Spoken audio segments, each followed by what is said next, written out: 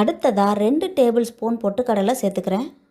நான் முழு பொட்டுக்கடலை இருந்தது, அதை தான் சேர்த்துருக்கேன். நீங்கள் உடைச்ச பொட்டுக்கடலை இருந்தால் சேர்த்துக்கோங்க. 2 டேபிள் ஸ்பூனுங்கிறது 1/4 கப்பில் பாதி. அடுத்ததாக 1 டீஸ்பூன் சீரகம், 1/2 டீஸ்பூன் மிளகு. இது ரெண்டையுமே கொஞ்சமாக சேர்த்தா போதும், அதிகமாக சேர்க்கக்கூடாது. இதில் சொல்லி இருக்கிற பருப்போட அளவுக்கு இந்த மிளகு சீரகம் போதுமானது. அடுத்ததாக காரத்துக்காக 10 நார்மல் மிளகாய், 10 காஷ்மீரி சில்லி எடுத்திருக்கேன். காரம் அதிகமாக வேணுங்கிறவங்க இன்னும் கொஞ்சம் மிளகாய் சேர்த்துக்கலாம்.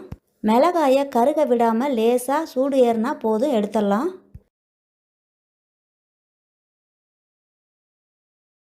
அடுத்ததாக ஒரு கைப்பிடி அளவுக்கு கருவேப்பிலையை கழுவிட்டு சேர்த்துருக்கேன். கூடவே ஒரு முழு பூண்டை தோலோடு தட்டி சேர்த்துக்கிறேன். பூண்டோட ஃப்ளேவர் ரொம்ப பிடிக்குன்றவங்க இன்னமும் கொஞ்சம் பூண்டு வேணும்னா சேர்த்துக்கலாம். அடுப்பை